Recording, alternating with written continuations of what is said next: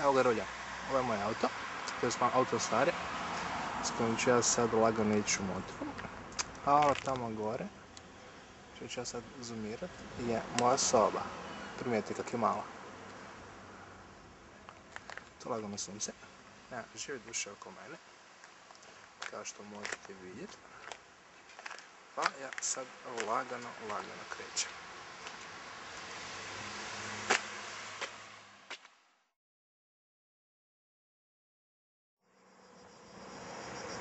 Pa ljudi, evo mene ovdje. Nalazim se negdje na trećini puta. Sad ću snimam te egzotične lokacije po Istri. Ono se tamo dole se naziva Krasica. A ovo što vi trenutačno vidite je Bujština.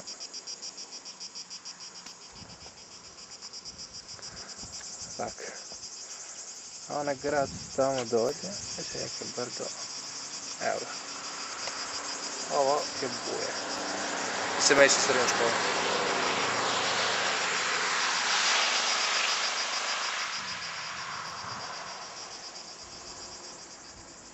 Tak, evo.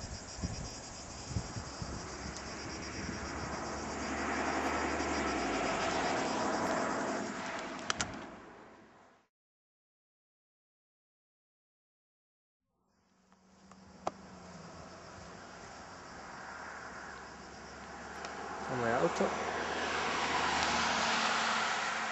Ovaj CC sam parkiran lagano. Zato su verzije auta u Hrvatskoj. U stranci.